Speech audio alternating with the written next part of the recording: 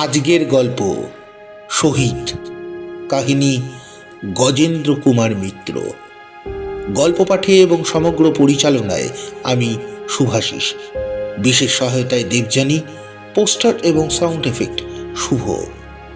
গল্প শহীদ।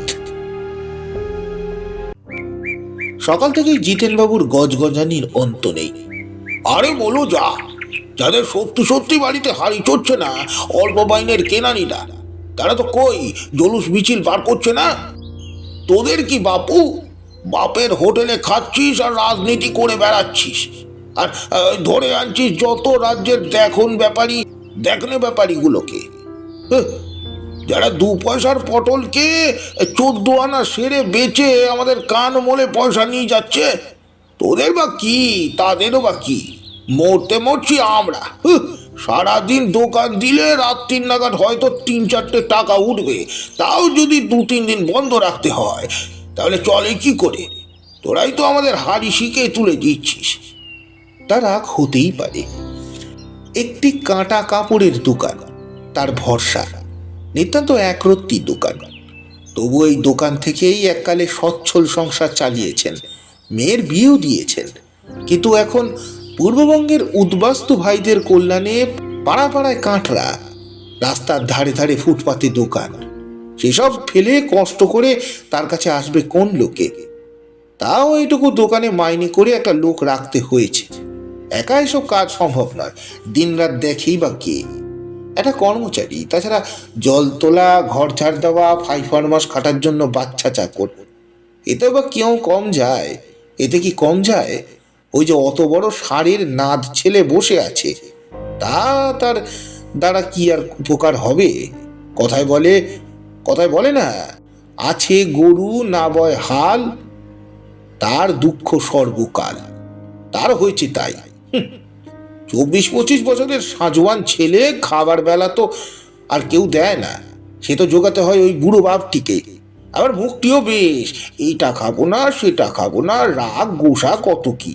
তাই 2 পয়সা রোজগার করার চেষ্টা দেখো, তা নয় ওর দোকানে বেরোনো চলবে না। কি সমাচার, বাপের কাছে চাকরি করা যায় না। আচ্ছা বাপু যায় না তো যায় না, ধার দেনা করে তিনি বড় রাস্তার ধারে একটা ছোট বিস্কুট লজেন্সের চলতি দোকান কিনে দিলেন। 1 বছরও গেল না, এধারে তো অর্ধেক দিন দোকান খোলাই হতো না।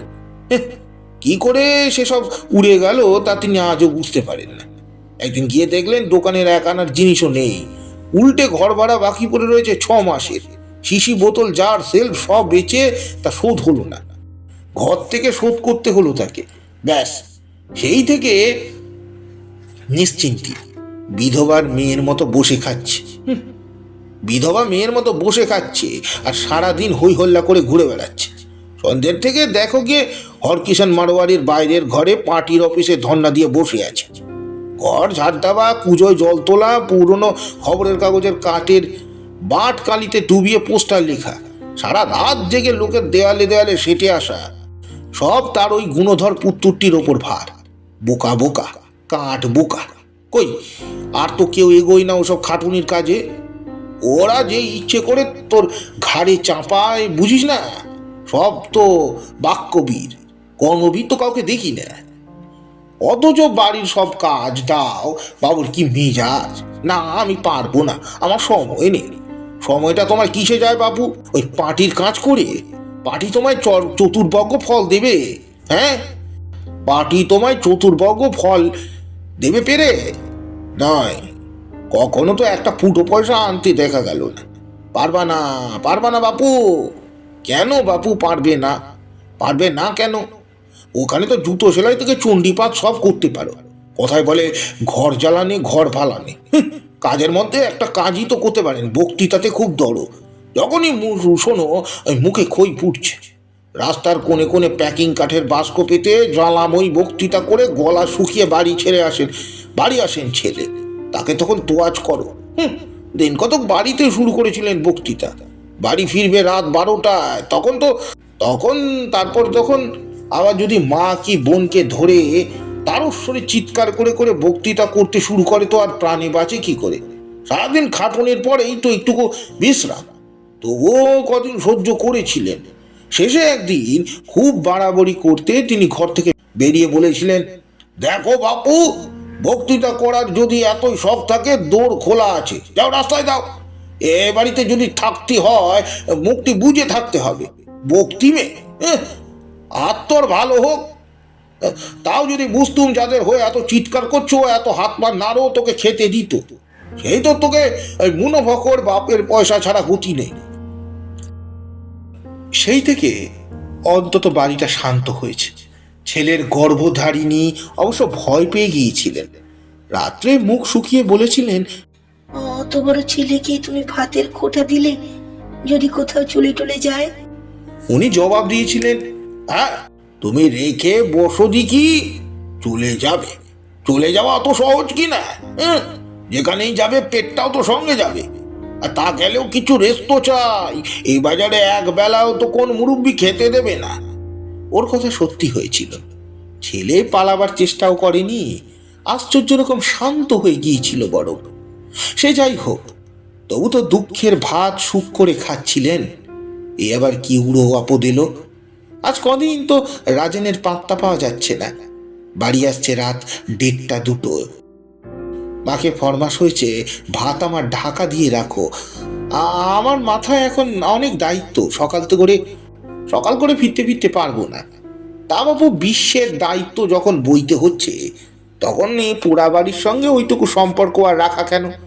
মোদ্দা কথা, ওই ওই ওই কর্ম করে বেড়াচ্ছিলেন, তারই ভাত ভিক্ষে নিয়ে টানাটানি। তাকে জানতো কাল নাকি তারা 25,000 লোক নিয়ে সরকারের ঘাঁটিটাই দখল করতে গিয়েছিলেন। সে তো এক দফা আতঙ্ক, হইচই। সন্ধ্যার মুখে সকলে বললে আর থাকা ঠিক নয়। অসময় দোকান বন্ধ করতে হলো। না করেই বা হতো বলো কি? খদ্দের ছিল না সন্ধ্যে থেকে। কাল তা হোক, যা হোক করে হয়ে গেছে। আজ নাকি আবার বড়বাবু দয়া করে তার গর্ভধারণীর কাছে বলে গেছেন, বাবাকে বলো আজ যেন দোকানে টোকানে না বেরোয়, সব লুট হয়ে যেতে পারে। আগুন জ্বলবে আজ, আমরা আগুন জ্বালাবো, খুব সাবধান। তা জ্বালাবে বই কি বাপু, জ্বালাবে বই কি, কিন্তু ও সে আগুন তো ঘুরে ফিরে এক সময় নিজের পেটে গিয়ে হাজির হবে। সে খেয়াল আছে? সে খেয়ালটি আছে? দিয়েছ বুঝি কাল খুব গো বেরেন, তাই এত জ্বালা। মারতে গিয়ে মার খেয়ে এসেছো। তা শিয়ান ঠকলে বাপকে বলে না, মার খেয়েছিস চুপ করে থাক, কিল খেয়ে কিল হজম কর। অত আবার অম্বি তম্বি কেন রে বাবা? দোকান কাটা বেহায়া সব, লজ্জা নেই? খুব তো তার লম্বা হয়ে গেছে। বাবা যেন দোকান না খুলে, কাল তো ওই একাদশী গেছে প্রায়। আজ যদি আবার মোটে না খোলে, বাড়িতে হাঁড়িটা চুপবে কি করে? বাইরে আগুন জ্বালিয়ে যখন পেটের জ্বালায় ছুটতে ছুটতে বাড়ি আসবি, তখন কি হবে? এমন মুরদ্দ নেই 2 সের চাল কোথা থেকে নিয়ে আসবি। অনেক জন্মের পাপ তার, তাই এমন ছেলে জন্ম দিয়েছিলেন। চিরকাল জ্বালিয়ে খেলে, হাড় ভাজা ভাজা করে খেলো গা। হাড় ভাজা ভাজা হয়ে গেল তার। সকাল সকালই বাড়িতে বসে গজগজ করছিলেন জিতেনবাবু। অন্যদিন 7টার মধ্যেই দোকানে বেরিয়ে যান। 10টা নাগাদ কর্মচারী আসে, আর একটু দেখে 11টা নাগাদ বাড়ি ফেরেন। একবার বাড়ি ফেরেন ভাত খেতে, আবার ঠিক 1টা বাজতে বাজতে গিয়ে বসেন একবারে রাত 9টা পর্যন্ত। আজ আর সকালে বেরোননি। কি করবেন সেই কথাটাই ভেবেছেন। গোকুল মল্লিকের কাছ থেকে খবরের কাগজটা চেয়ে এনে পড়ছিলেন। হাব ভাব ভালো লাগেনি একটু। গোলমাল একটা বাঁধবে বলে মনে হচ্ছে। আর বিশেষ করে বড়বাবু যখন কথাটা বলে গেছে, কখনো তো বলে না এমন করে। কি করবেন, যাবেন না যাবেন না, এই কথাটাই ভেবেছিলেন গজগজানির ফাঁকে। কর্মচারী শীতল নন্দিত আসবে না জানা কথা। একে মা মনসা, তাই ধুনের গন্ধ। কামাই করতে পারলে আর কিচ্ছু চায় না। এক্ষেত্রে তিনি একা গিয়ে দোকান খুলবেন, আর সত্যিই যদি কোনো গোলমাল বাঁধে থাকে, কি আর হবে? না হয় একদিন বেফায়দাই হবে। 4 টাকা কি 5 টাকা বড় জোর, এই তো পুজোর বাজার এখনো পড়েনি। কিন্তু ঘড়ির কাঁটা যত এগোয়, জিতেনবাবুর অস্বস্তি বাড়ে। বুকের মধ্যে ধরফর করতে থাকে। 10টা 10:30 অবধি ঘরে বসে থেকে যেন কণ্টক সজ্জায় ছটফট হয়ে গেলেন তিনি। তারপর হঠাৎ এক সময় ছিলে কাটা ধনুকের মতো ছিটকে লাফিয়ে উঠলেন। ধুত্তরি গোলমেলের নিকুচি করেছি, করবে আর কি কাজ করা, একটু ইশারায় বুঝতে পারলে আগর টেনে দেব। এই বলে মাথায় ব্রহ্ম তালুতে একটুখানি সর্ষের তেল দিয়ে, কই গো ভাত বাড়তে বলো, বলতে বলতে ছুটলেন কলতলার দিকে। ওর দিগ্বিজয়ী ছেলে গর্ভধারিণীর আপত্তি করেছিলেন বই কি, অবাক হয়ে বলেছিলেন, হ্যাঁ, তুমি বেরোবে নাকি? রাজু এত করে বারণ করলো। রাজু? রাজু আমার দণ্ডমুণ্ডের কর্তা নাকি? নাকি তার কথা শুনলে আমার কাঁচা মাথাটা উলিয়ে নেবে? বারণ তো করে গেল, দক্ষিণ হস্তের ব্যাপারটা চলবে কি করে বলে গেল কি? নাও নাও ভাত বাড়ো, অত কথায় তোমার দরকার নেই। কোনো মতে নাকে মুখে দুটো ভাত গুজেই ছোটেন তিনি।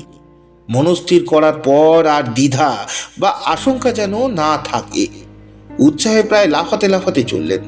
স্ত্রীকে বলে যান, আই পাড়ায় কোনো হ্যাঙ্গামা হুজ্জুত হলে একটু সাবধানে থেকো, দৌড় বন্ধ করে রেখো। হ্যাঁ, তুমি সকাল সকাল আসবে তো? যদি তেমন কিছু বুঝি তো আসবো, নইলে ধরো রাত 10টা। আজ হয়তো সে তোলো আসবে না, একা থাকবো, নড়বার অবসর পাবো না। দুগ্গা দুগ্গা চলি। গোলমালটার আভাস পাওয়া গিয়েছিল 1:30-2 থেকে। তখনই উঠে পড়া উচিত ছিল জিতেনবাবু, কিন্তু আর একটু না দেখে উঠতে পারলেন না। উঠি করেও দেখি না একটু এধার পর্যন্ত কি আর আসবে, মনে মনে বার কতক বললেন। ওই দেখতে দেখতে 3টে-4টে নাগাদ এমন গন্ডগোল বেঁধে গেল যে বেরোবার আর পথ আটকে গেল। বেরোবার পথই আটকে গেল।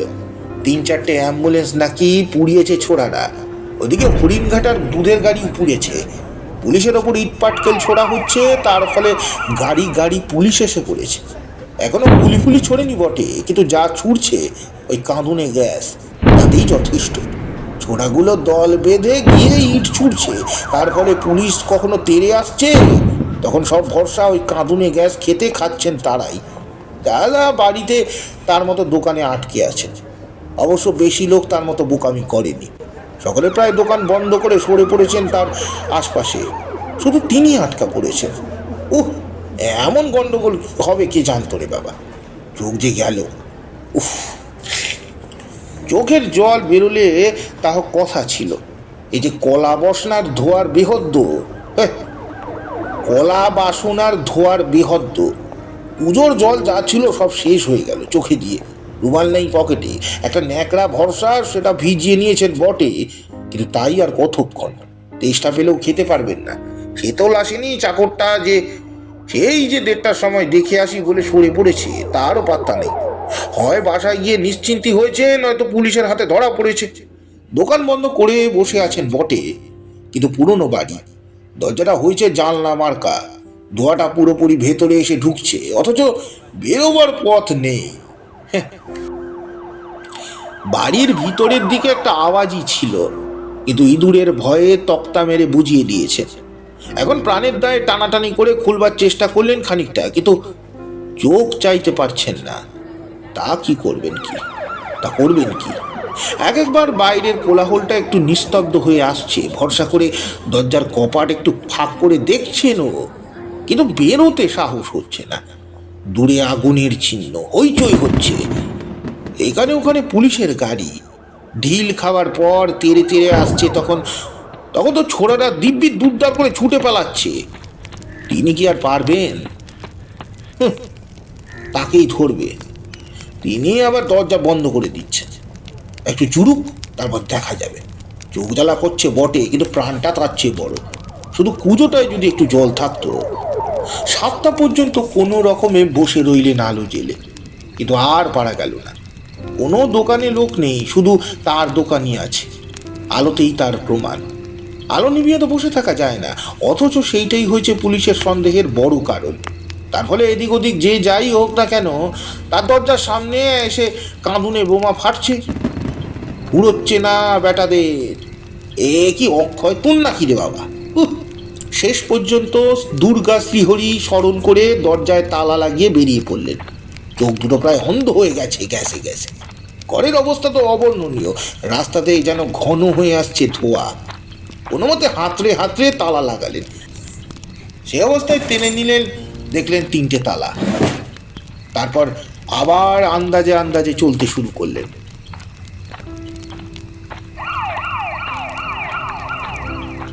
পুলিশের গাড়ি দুটো সাক্ষাৎ জমদূতের ঘাঁটির মতো দাঁড়িয়ে আছে। কে জানে বেটারা হয়তো সঙ্গীন উঁচিয়ে আছে। বুকের মধ্যে ঢিপ ঢিপ করতে থাকে পাশ দিয়ে আসতে। আর যেখানে বাঘের ভয় সেখানেই শুনতে হয়। কথাতে আছে না, উড়বি তো পর কানার মতো সেই গাড়ির ওপর গিয়ে পড়লেন হুমড়ি হয়ে। ভাগ্যিস ওরা কিছু বললেন না। অপেক্ষাকে তো বড় রাস্তায় পড়ে হাঁপ ছেড়ে বাঁচলেন জিতেনবাবু। চোখের জ্বালাটা খানিকটা কমলো। চোখ চেয়ে দেখলেন বটে, কিছুটা ঝাপসা ঝাপসা হলেও ব্যাপারটা বোঝার চেষ্টা করলেন। ঝাপসা ঝাপসা হলেও চেয়ে চেয়ে দেখতে পেলেন কিছুটা। ঝাপসা ঝাপসা হলেও ব্যাপার গতিক বোঝবার পক্ষে তাই যথেষ্ট। তবে যা বুঝলেন তাতে বিশেষ ভরসা পেলেন না। পাড়ার কর্মবীরেরা প্রথম চোটে রাস্তার আলো নিভিয়ে দিয়েছে, ঘুরঘুরটি অন্ধকার। দোকানপাটগুলো খোলা থাকলেও যে হয় হতো, এ কিছু দেখার উপায় নেই। অন্ধকারে খুব সুবিধা হয়েছে। যত বেকার বদমাইশ অকম্মা লোক ভিড় করে এসে দাঁড়িয়েছে মজা দেখতে। সমস্ত চৌরাস্তাটা যেন জনসমুদ্র। পথটা ফাঁকা অবশ্য, যেখানে পুলিশ আর পুলিশের গাড়ি। ফুটপাত, গলি মোড়, গাড়ি বারান্দার নিচে ঠাঁসা ঠাঁসি ভিড়। মোড়টা পার হতে হবে, রাস্তা দিয়ে যাওয়াই সুবিধে। কিন্তু আর কাউকে যেতে দেখছেন না কেন? ভয়ে নামছে না কেউ? না, পুলিশের বারণ। কাকেই বা জিজ্ঞাসা করেন? নাকি ভিড় ঠেলে ঠেলেই যাবেন গুটিয়ে? তাও তো খুব নিরাপদ বলে মনে হচ্ছে না। কে জানে কখন হঠাৎ পুলিশ তাড়া করে, তখন ওই ভিড়ের চাপে হয়তো শেষ হয়ে যাবেন। দূরে আগুন চলছে, ওই শব্দ, টিয়ার গ্যাস আর গুলির আওয়াজ না? অনেকক্ষণ জল খাননি জিতেনবাবু, গলাটা শুকিয়ে আসছে। এখন আর ঢোকও গিলতে পারছেন না। যদি একটু জল পাওয়া যেত। পানের দোকানগুলো বন্ধ। হঠাৎ পুলিশের গাড়ি থেকে লাউড স্পিকার সাবধান বাণী চেঁচিয়ে উঠল।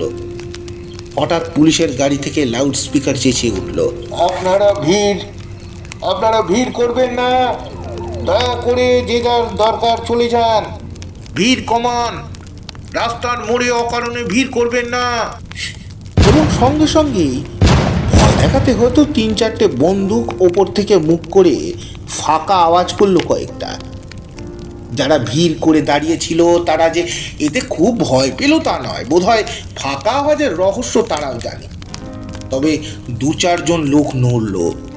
পথে 1-8 জন নামতেই জিতেনবাবুও নেমে পড়লেন এবং যথাসম্ভব দ্রুত পদে মোড়টা পেরিয়ে উধারের কোণে গিয়ে পৌঁছালেন নিরাপদেই। যাক, বাঁচা গেল। এবার একটু গলিতেই যাওয়া যাবে। পিছনের দিকে আর তাকালেন না জিতেনবাবু।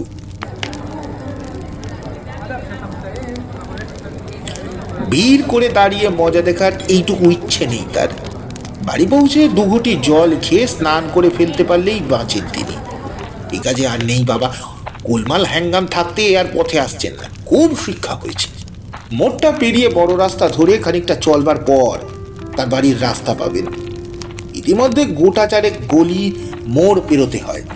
তার ভেতর দুটো বেশ নির্বিবাদে পার হয়ে গেলেন। মনে মনে ভরসা পেলেন একটু। বাড়ি পৌঁছাবেন বলে আশা হলো এবার। আর দুটো মোড় কোনো মতে পেরোতে পারলেই এদিকে পুলিশ আছে, তবে অত নয়, ভিড় কম। শুধু গলির মোড়ে জটলার আছে ঠিকই। কি যে মজা দেখছে বেটারা। ওদিক থেকে একটা পুলিশের গাড়ি আসছে গর্জন করে। গাড়ি ঘোড়াহীন নির্জন রাস্তায় এই গাড়ি কি শব্দ! একটু অন্যমনস্ক হয়ে পড়েছিলেন জিতেনবাবু। চোখটা ছিল ওই গাড়ির দিকেই। তাই কখন যে ডান হাতি গলির মোড়টা এসে পড়েছে অত টের পাননি। একেবারে সেটা পেলেন একটা ছোকরা সাঁ করে একটা গলির ভেতর দিয়ে বেরিয়ে আসতে। কারণ একটু ধাক্কাই লাগলো তার সঙ্গে। সে একটু ছুটে এসে একটা জিনিস রাস্তার দিকে, সম্ভবত পুলিশের গাড়িটার দিকে ছুড়ে দিয়েই তীর বেগে আবার ফিরে গেল সে গলির ভেতর। সেই অন্ধকার কায়াহীন জনতায় মিশে গেল। দুম করে একটা শব্দ, আর তারপরই তার গলা থেকে বেরিয়ে এলো, রেজু! এটা ফাটলো। কি ফাটলো এটা? কি হাত বোমা নাকি? ওহ, কি তো গন্ধ! এক ঝলক গরম হাওয়া আর সেই দুর্গন্ধ যেন মুখে এসে আঘাত করলো একটা। তিনি হতভম্ব হয়ে গিয়েছিলেন। তাই নইলে পালাবার তখনও সুযোগ ছিল। গাড়িটা থামতে থামতে 2 মিনিট সময় লেগেছিল ওদের। হতভম্ব হয়ে গিয়েছিলেন দুই কারণে। প্রথমত বোমা ফাটার ওই ঝাপটায় এটা একবারে নতুন অভিজ্ঞতা। ওই এতকাল লোকের মুখে শুনে এসছেন আর খবরের কাগজে পড়েছেন, প্রত্যক্ষ অভিজ্ঞতা এই প্রথম সে ঝাপটাতে খানিকটা অভিভূত হয়ে পড়েছিলেন। কিন্তু প্রধান কারণ এসব কিছু নয়, ছেলেকে তিনি চিনতে পেরেছিলেন সেই এক লহমাতে। না, ভুল হয়নি তার। জ্যেষ্ঠ সন্তান তিল তিল করে বাপের চোখের সামনে বেড়ে ওঠে, সমস্ত অনুভূতি দিয়ে বাপ সে বেড়ে ওঠাটা লক্ষ্য করে। তার ফলে সেই সন্তানের প্রতিটি অঙ্গ প্রত্যঙ্গ শুধু নয়, সেই অঙ্গ প্রত্যঙ্গ সঞ্চালনের সামান্যতম ভঙ্গি পর্যন্ত তার পরিচিত থাকে। ভুল হওয়ার কোনো কারণ নেই, সেটা কথা নয়। কথা হচ্ছে হারামজাদাটা কত দূর এগিয়েছে। তিনি কি এই জন্যই বুকের রক্ত জল করা পয়সায় ওকে খাওয়াচ্ছেন বসিয়ে বসিয়ে? বসে খাচ্ছে আর ওইসব বজ্জাতি করে বেড়াচ্ছে। দাঁড়া, আজ বাড়ি পৌঁছেন নাকি? এবার কটু ভাষায় দিব্যি দিয়ে দেবেন গর্ভধারিণীকে, যাতে ভাত আর ওর সামনে বেড়ে দিতে না পারে মাগি। কিন্তু বাড়িটাই পৌঁছানোর হলো না তার। গাড়ি থামতেই 3-4 জন পুলিশ লাফিয়ে পড়লো গাড়ি থেকে আর গলির মোড় লক্ষ্য করে গুলি ছুড়ল। তারই একটা এসে লাগলো জিতেনবাবুর ঠিক বুকের মাঝখানে।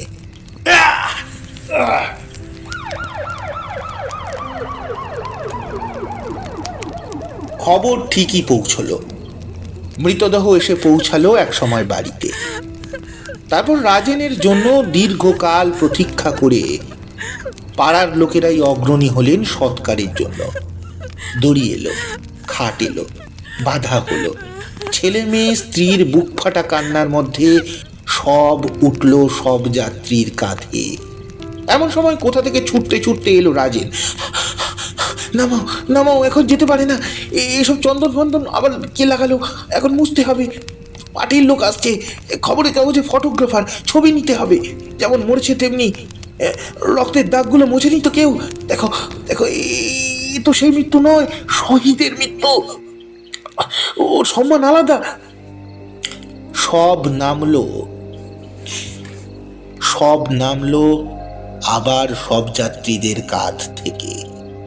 ঘন্টাখানেক অপেক্ষা করতে হলো প্রেস ফটোগ্রাফারের জন্য। অবশ্য সেই প্রতীক্ষা সার্থক হলো বলতে হবে, কারণ অনেকগুলো ছবি নিলেন তারা। সে ছবি পরের দিনই কোনো কোনো খবরের কাগজে বেরোলো। খাদ্য আন্দোলনের আত্মবলিদানকারী এই বছরের প্রথম বীর শহীদ জিতেন্দ্রনাথ মল্লিক মরে বিখ্যাত হয়ে গেছেন। ছেলেকেও কিছুটা বিখ্যাত হবার সুযোগ দিয়ে গেলেন সেই সঙ্গে।